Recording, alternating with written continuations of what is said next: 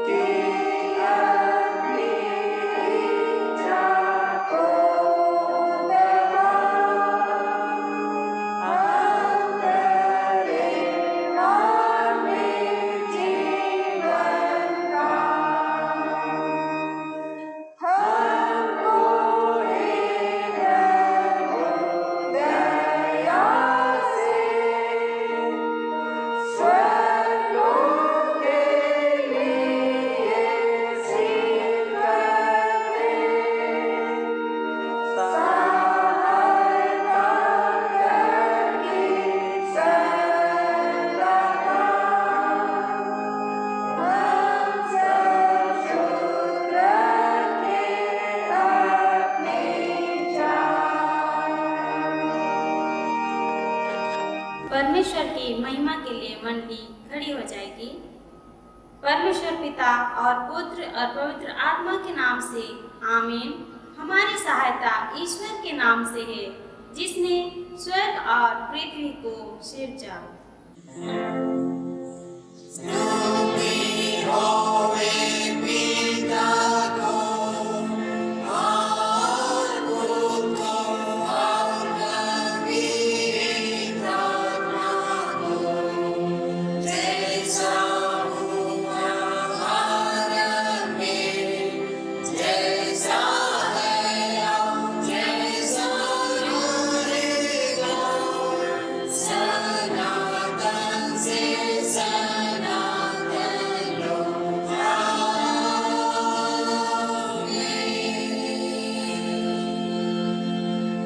अब ईश्वर के सामने अपने पापों को दीनताई से मान लें। हे सर्वशक्तिमान ईश्वर दयालु पिता, हम दीनताई से अपने सब पाप और अपराधों को तेरे सम्मुख मान लेते हैं।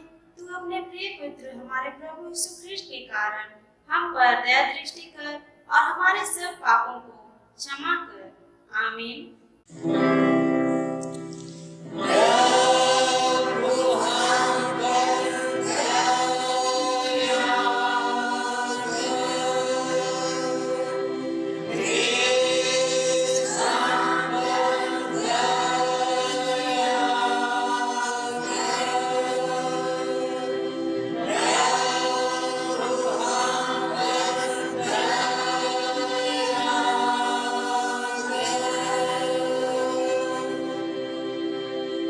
आइए हम शांति का वचन सुने। ईश्वर के पुत्र यीशु का लहू हमें सब पापों से शुद्ध करता है। यदि हम कहें कि हम में कुछ पाप नहीं, तो अपने को धोखा देते हैं और सच्चाई हम में नहीं है। यदि हम अपने पापों को मान लें, तो वह हमारे पापों को क्षमा करने को और हमें सब अधर्म से शुद्ध करने को विश्वास योग्य और धर्मी है। यूहन्ना 1:7 से 9। आमीन।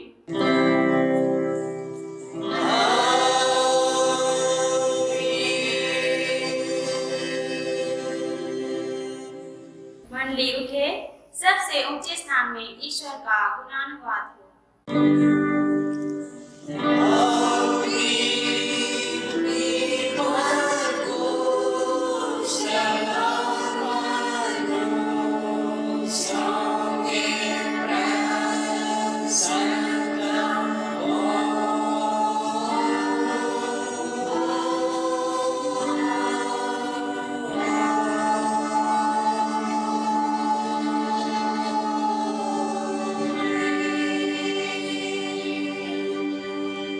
प्रभु तुम्हारे संग हो।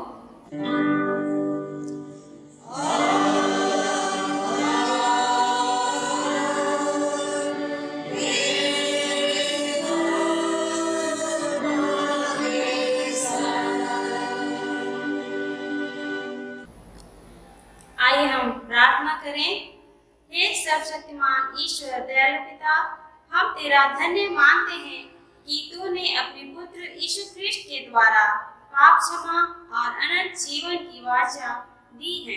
हम तेरी इसी दया के कारण विनती करते हैं कि अपने पवित्र आत्मा के द्वारा हमारे मनों में सच विश्वास और दृढ़ आशा उत्पन्न करके संभाल कि हम इस समय के दुख में धीरजवान होकर मृत्यु की घड़ी कुशल के साथ संसार से विदा हो सकें और हमारे प्रभु यीशु ख्रिस्ट के पुण्य प्रताप से स्वर्ग राज्य में प्रवेश कर सदा के लिए परम सुख के भागी हों, जिससे हम युगानुयुग तेरी स्तुति और महिमा करते रहें।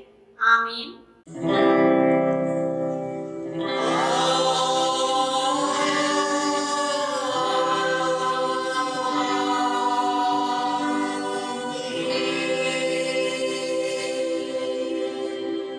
के लिए चुना हुआ पहला पाठ वचन हम सुनेंगे। तीमुथियुस के नाम पौलुस प्रेरित की पहली पत्री में से उसका 4था अध्याय 4 पद से लेकर 10 पद तक। पहला तीमुथी चौथा अध्याय 4 से लेकर 10 पद तक। इसमें परमेश्वर का वचन इस प्रकार कहता है, क्योंकि परमेश्वर की सृजी हुई हर एक वस्तु अच्छी है और कोई वस्तु अस्वीकार करने के योग्य नहीं, पर यह कि धन्यवाद के साथ खाई जाए, क्योंकि परमेश्वर के वचन और प्रार्थना के द्वारा शुद्ध हो जाती है। यदि तू भाइयों को इन बातों की शुद्धि दिलाता रहेगा तो मसीह यीशु का अच्छा सेवक ठहरेगा और विश्वास और उस अच्छे उपदेश की बातों से जो तू मानता आया है तेरा पालन पोषण होता रहेगा। पर अशुद्ध और बूढ़ियों की सी कहानियों से अलग रह और भक्ति की साधना कर, क्योंकि देह की साधना से कम लाभ होता है, पर भक्ति सब बातों के लिए लाभदायक है, क्योंकि इस समय के और आने वाले जीवन की भी प्रतिज्ञा इसी के लिए है। यह बात सच और हर प्रकार से मानने के योग्य है, क्योंकि हम परिश्रम और यत्न इसीलिए करते हैं कि हमारी आशा उस जीवते परमेश्वर पर है जो सब मनुष्यों का और नीच करके विश्वासियों का उद्धार करता है। यहाँ तक आमीन। तेरा धन्यवाद हो हे ख्रिस्ट यीशु। हालेलुया।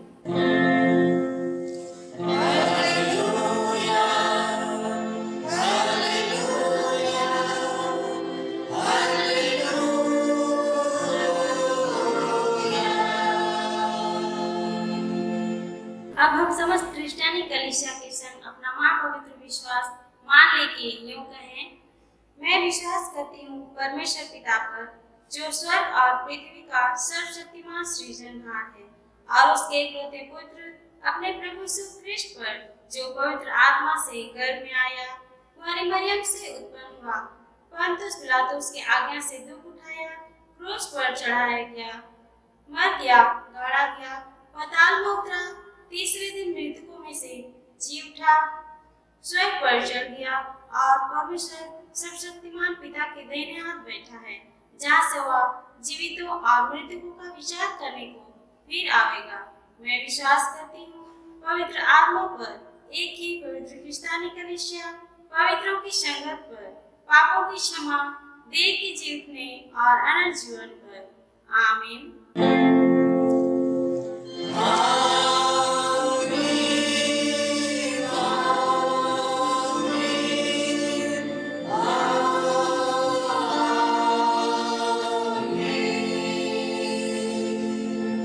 मंडली बैठे। आराधना के लगातार हम लोग दूसरी गीत गाएंगे सेक्शिवानी से। सेक्शिवानी गीत नंबर 273। सेक्शिवानी गीत नंबर 273।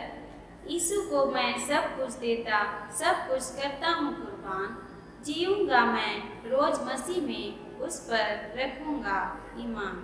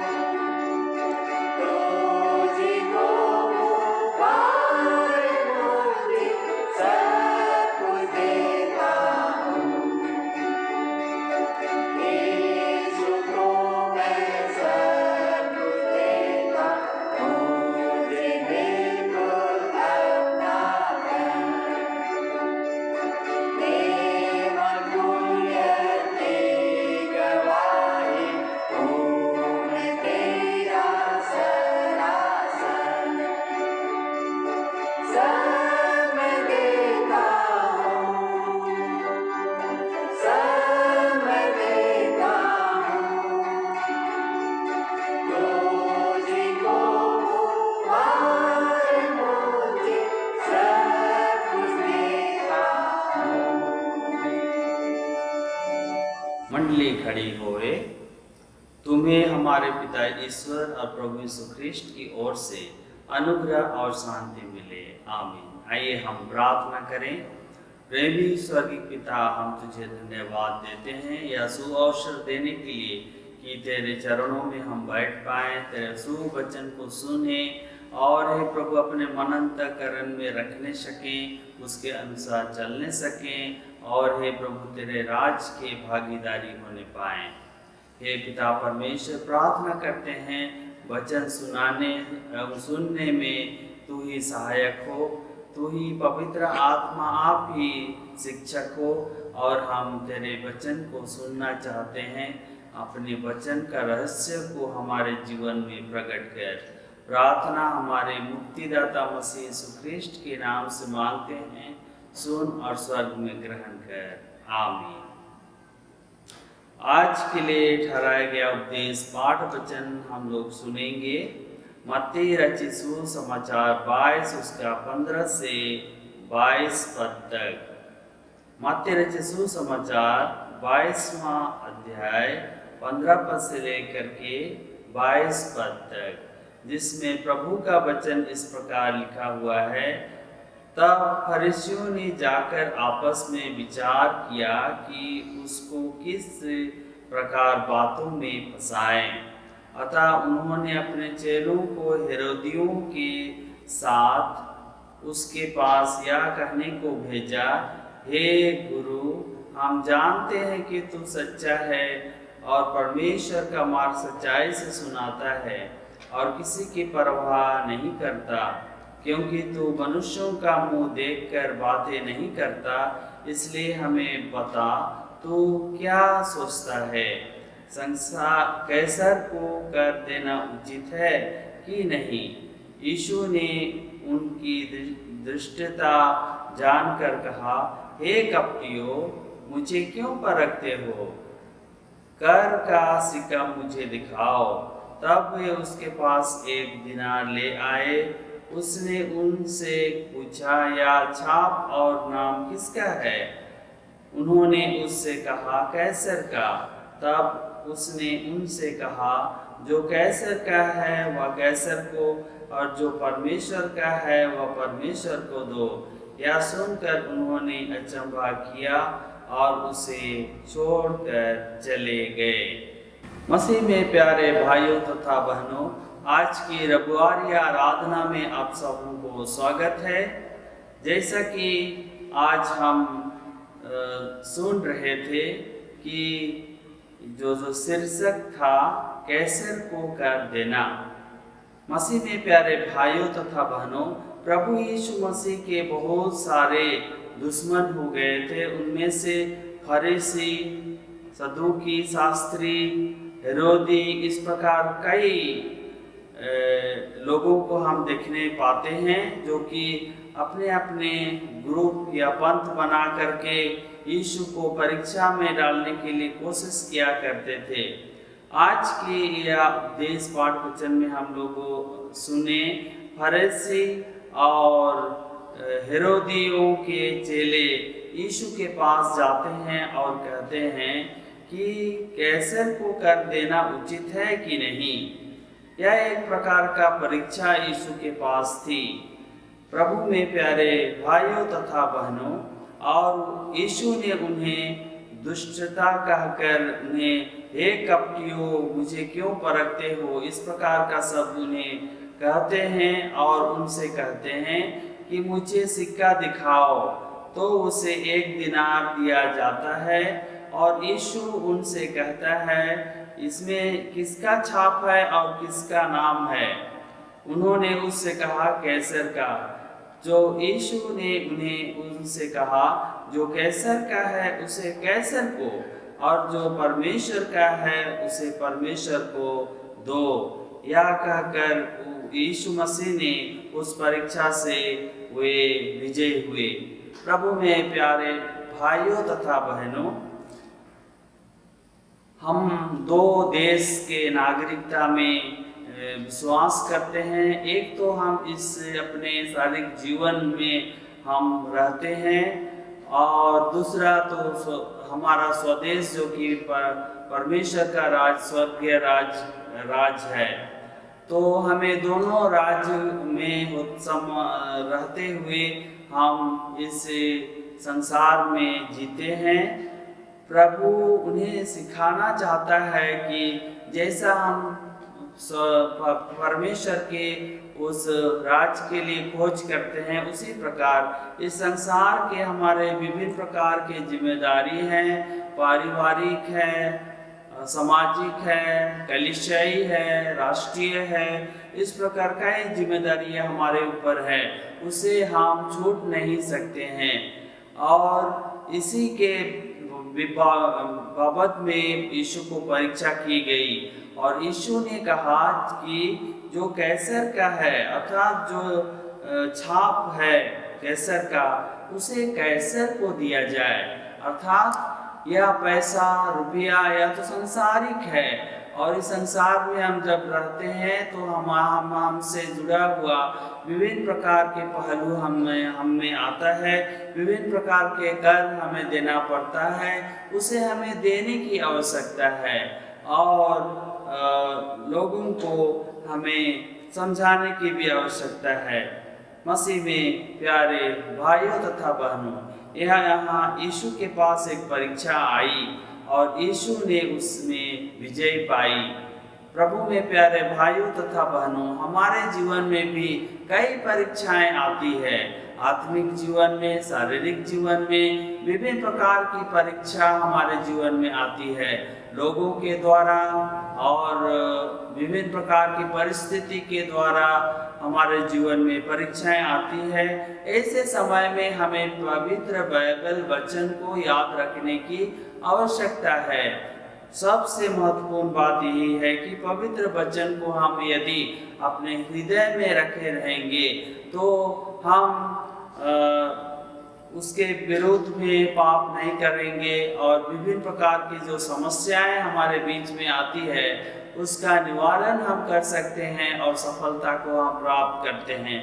यीशु के 3 परीक्षाओं को यदि हम देखें तो यह प्राय सभी मनुष्यों के लिए यह एक उदाहरण है कि हमारे पास विभिन्न प्रकार की परीक्षाएं आती है। यीशु ने जब परीक्षा यीशु की हुई तो उसने बाइबल के वचनों को उद्धृत किया, ना कि अपना फिलॉसफी को उसने यहाँ जगह दिया। उसने पवित्र वचन कह करके शैतान से विजय हुआ। प्रभु में प्यारे भाइयों तथा बहनों, हो सकता है हम कई परीक्षाओं में फंसे हुए हैं, हो सकता है कई बीमारियों में फंसे हुए हैं, हो सकता है कई दुविधाओं में फंसे हुए हैं, हो सकता है कईयों के चपेट में हम फंसे हुए हैं। ऐसे परीक्षाओं से हमें निकलने की आवश्यकता है। और हमें कौन मार्ग बताएगा? हम प्रभु के वचन में उन सभी मार्गों को हम देख सकते हैं, क्योंकि प्रभु ही ने कहा है, मार्ग, सत्य और जीवन मैं ही हूँ। वही मार्ग है। सभी प्रकार के समस्या या परीक्षाओं का वह अंत है। तो प्यारे भाइयों तथा बहनों, जब भी हमारे जीवन में इस प्रकार की परीक्षाएं आती है तो हमें प्रभु में शरण लेकर के उसका उत्तर देने की आवश्यकता है। आज जगत हमें पूछती है यीशु कहाँ है, आज हमें समाज पूछती है यीशु कहाँ है। तो प्यारे भाइयों तथा बहनों, उसको हमें बताने की आवश्यकता है कि यीशु तो हमारे हृदय में वास करता है, और हमारे कामों के द्वारा भी लोग जान पाएंगे कि प्रभु यीशु मसीह हमारे हृदय में वास करता है। आज के या उपदेश पाठ वचन के द्वारा प्रभु हमें इस जगतीय जिम्मेदारियों के साथ साथ आत्मिक जीवन में चलने के लिए प्रेरित हुआ करता है। आइए हम इन वचनों के द्वारा प्रेरित हों और प्रभु के आशीषों को हम प्राप्त करें।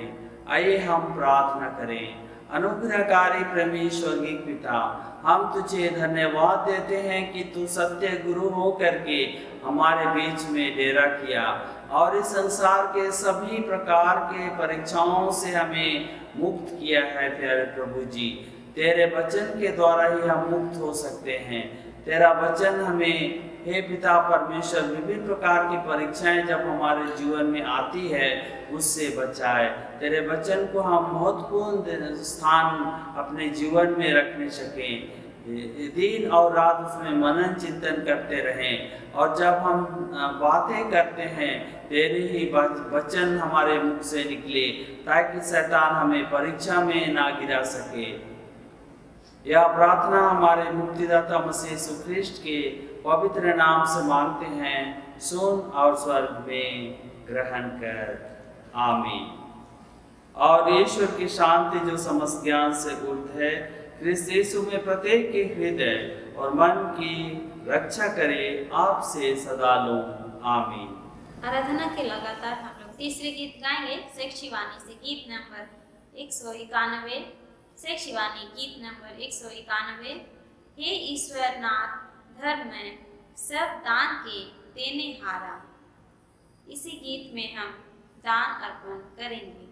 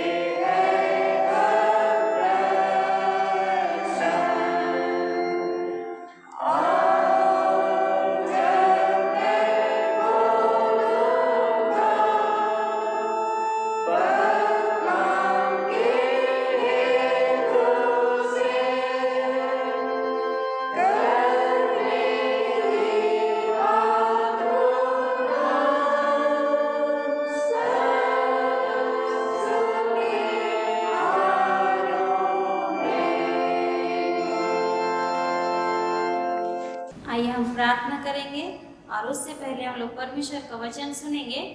भजन संहिता भजन नंबर 92 उसका 1 से लेकर 4 पद तक। भजन संहिता भजन नंबर 92 1 से 4 और आयुब उसका पहला अध्याय 21 को सुनेंगे। भजन संहिता भजन नंबर 92 1 से 4।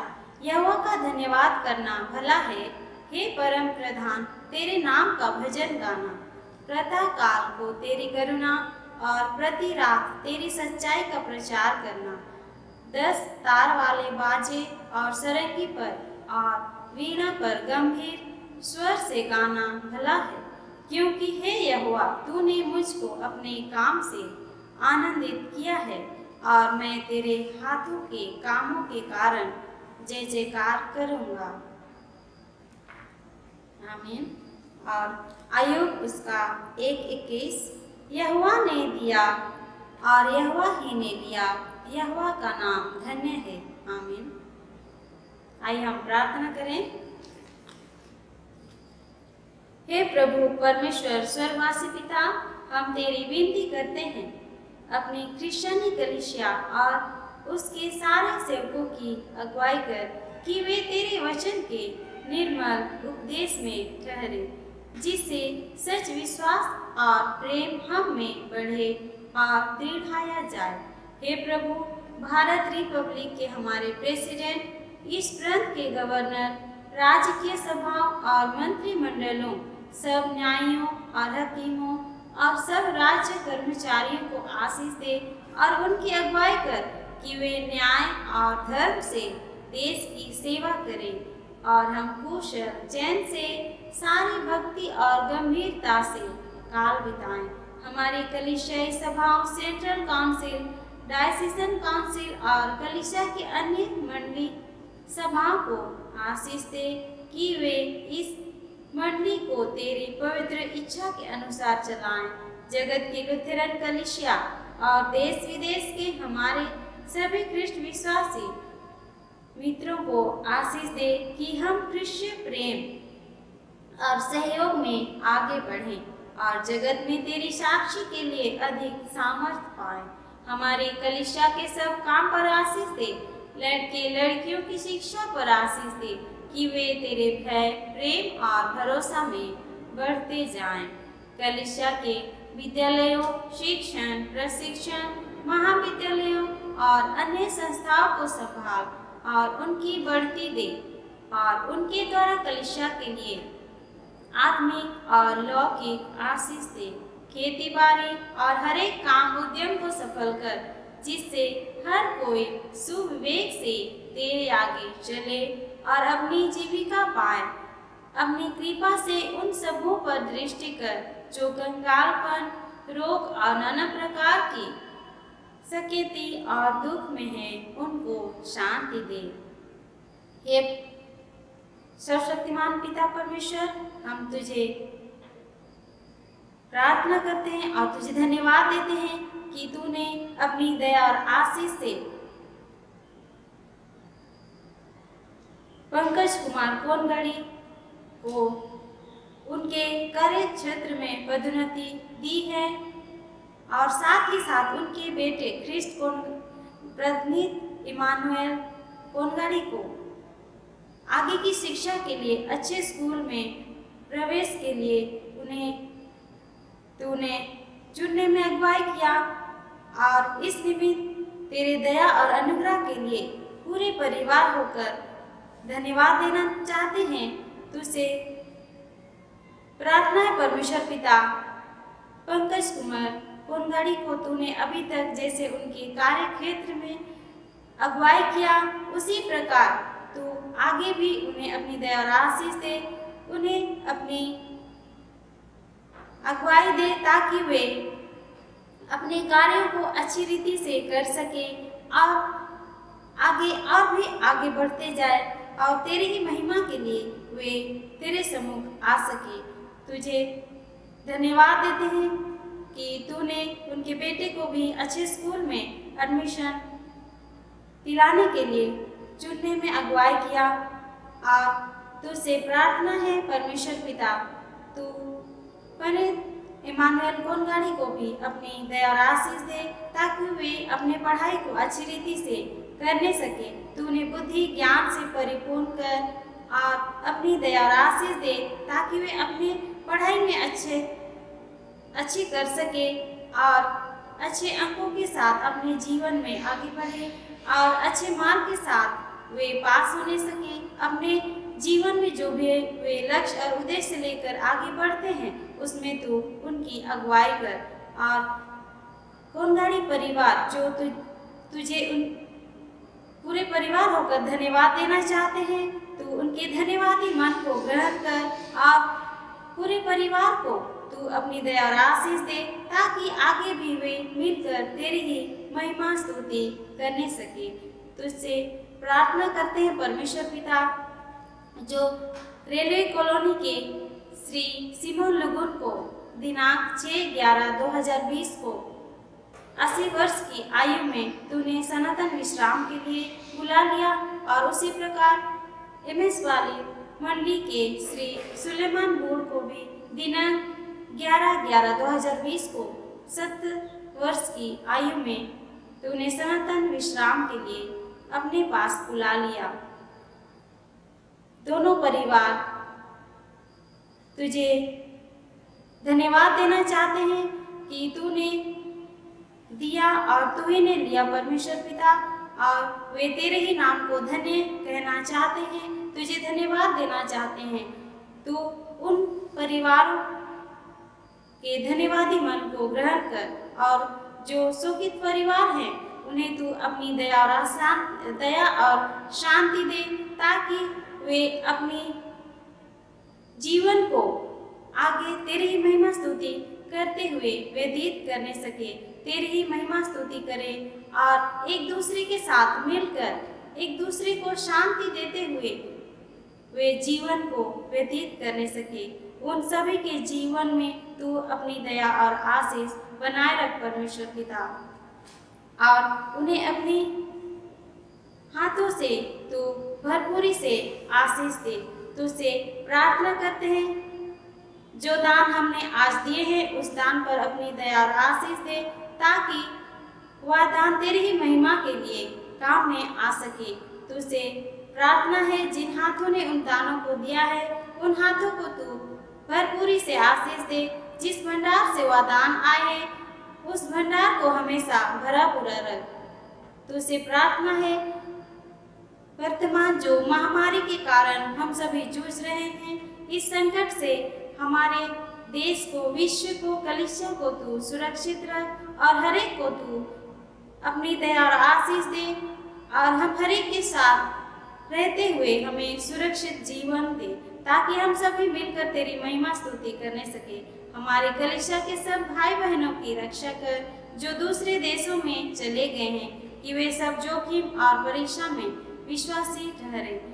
हम उनके लिए भी तेरी विनती करते हैं, जो मंडली से निकाले गए व उलट हुए हैं, उन पर दया कर कि वे सच्चे पश्चाताप से तेरी ओर फिरे। सब मनुष्य का त्राणी ठहर, और उन पर जो अंधियारे में बैठे हैं मुक्ति का उजाला प्रकाश कर। हमको अपश्चाताप मृत्यु से बचा, और अंत में अपने प्रिय पुत्र हमारे प्रभु यीशु ख्रीष्ट के द्वारा स्वर्ग राज में ग्रहण कर ले। आमीन। हे हमारे पिता, तू जो स्वर्ग में है, तेरा नाम पवित्र किया जाए, तेरा राज आए, तेरी इच्छा जैसे स्वर्ग में वैसे ही पृथ्वी पर भी हो। हमारे प्रतिदिन की रोटी आज हमको दे, और हमारे अपराधों को क्षमा कर, जैसे हम भी अपने अपराधियों को क्षमा करते हैं, और हमको परीक्षा में मत डाल, परंतु बुराई से छुड़ा, क्योंकि राज और पराक्रम और महिमा सदा तेरे ही हैं। आमीन।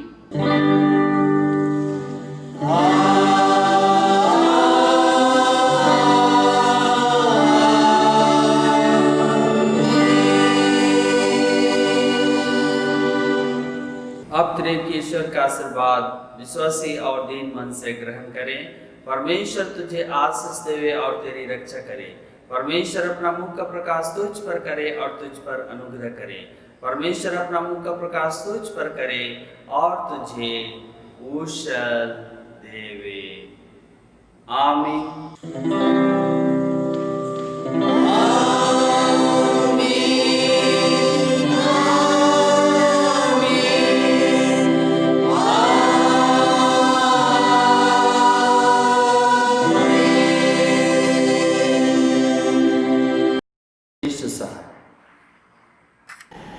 आप सबों के लिए एक विशेष सूचना। जीनियन church Rourkela Paris YouTube channel में दिए गए व्हाट्सएप नंबर के माध्यम से अपने विशेष प्रार्थना की अर्जी मैसेज करके हर सप्ताह के शुक्रवार तक भेजें, ताकि आने वाला सप्ताह से उनके लिए प्रार्थना की जा सके। धन्यवाद।